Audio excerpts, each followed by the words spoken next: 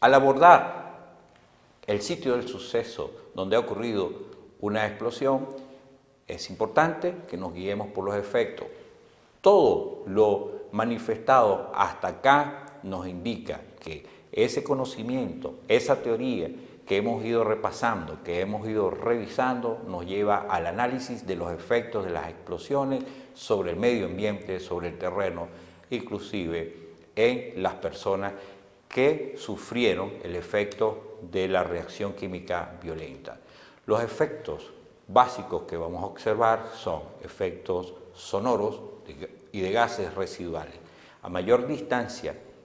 del efecto sonoro, mayor cantidad de sustancia explosiva que se activó o fue liberada en un espacio abierto. Las cantidades de gases residuales que vamos a evaluar en el sitio del suceso nos dan un rastro de tipo de sustancia y cantidad de sustancia que se liberó en el sitio. A nivel estructural vamos a encontrar efectos fragmentarios, ya lo hemos dicho, por el efecto de la onda de choque, efectos térmicos o incendiarios, el comportamiento del fuego con los diversos tipos de combustible que se encuentran afectados por el fenómeno, la fragmentación secundaria, es decir, el impacto, cómo afectó una instalación y cómo ésta posteriormente llegó a ceder, y el efecto direccional en algunos tipos de explosiones. Es decir, el efecto direccional es cuando intencionalmente, basado en los conocimientos técnicos del que lo aplica, puede dirigir la mayor concentración de fuerza de una explosión en un solo sentido, a manera de una especie de disparo. Toda la carga va a ir o la mayor parte de la carga va a ir en un solo sentido.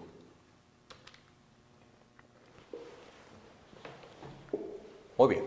al abordar el sitio del suceso donde ha ocurrido una explosión, incendio, es importante que nosotros nos guiemos, en principio, por los rastros que va dejando el suceso. Así que son dos rastros básicos, los rastros de temperatura, que nos van a dar a nosotros una cantidad de ideas a seguir. Vamos a seguir estos rastros de temperatura tomando en cuenta el criterio de la existencia de un horizonte de humo, es decir, una línea de humo que puede ir cambiando de color hasta que nos lleva al punto del origen, y un horizonte de calor, es decir, los efectos derivados del calor sobre los materiales, que también nos va a dar una línea de dirección. Otro efecto importante es la potencia con la que se desarrolló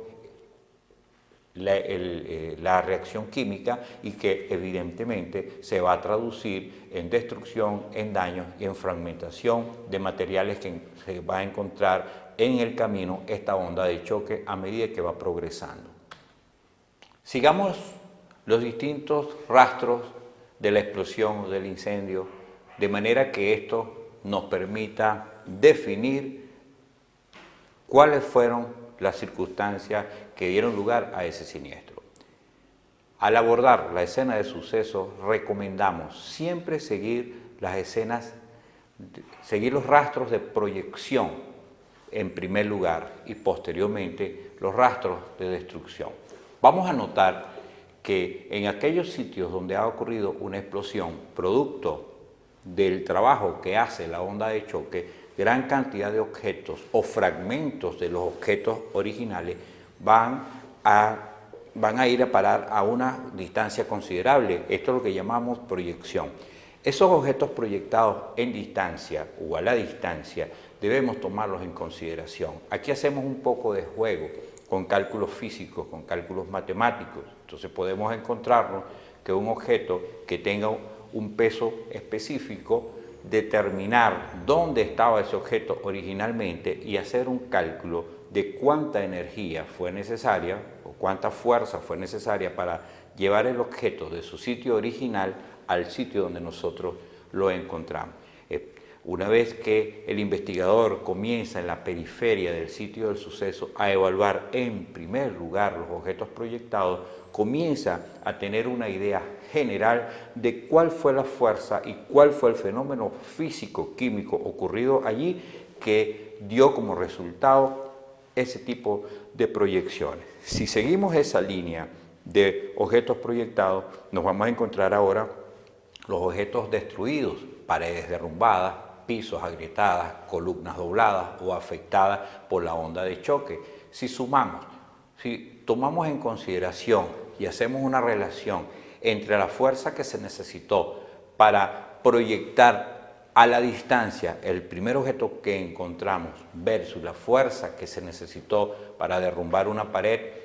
para afectar una columna o agrietar un piso, ya también estamos tomando allí una serie de elementos, una serie de indicios que nos van despejando ideas sobre el fenómeno físico-químico que afectó allí, ese ambiente o esa área de investigación. Tome en cuenta todos los investigadores que recomendamos comenzar por la mayor distancia posible en donde se encuentren los objetos proyectados, los objetos en forma más lejana, para poder llegar a los elementos destruidos o cómo fue afectada la instalación. El atentado terrorista provocado contra la estación del metro madrileña de Virgen de Atocha nos da referencia de cómo pueden ser afectadas las estructuras, las instalaciones por una liberación súbita de energía provocada por una explosión, y a su vez nos indica también la existencia de objetos proyectados que terminan de cotejar ambas informaciones, el tipo de sustancia, el tipo de producto y el tipo de artefacto, desde luego, que pudo haber hecho explosión o que pudo haber reaccionado violentamente allí. En conclusión, cuando estamos siguiendo los rastros de destrucción, es fundamental que comencemos por los objetos proyectados para luego hacer el análisis de los objetos destruidos. A cada uno de estos objetos se le aplicarán posteriormente pruebas especiales en materia de destrucción, en materia de cálculos, que van a dar como resultado qué tipo de fenómeno físico-químico ha ocurrido allí en el sitio. Si seguimos los rastros de calor, hay dos tipos de fenómenos que vamos a observar en el sitio del suceso. El primer rastro de calor,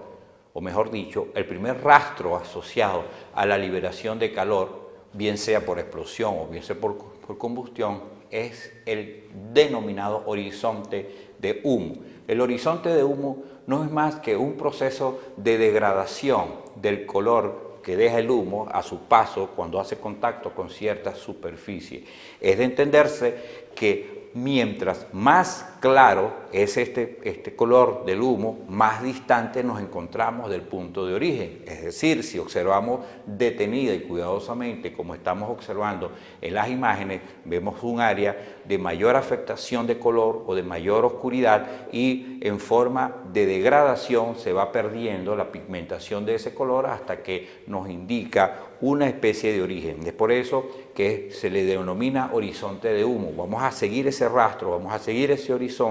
que nos va a llevar irremediablemente al punto de origen, siguiendo esas trazas de calor.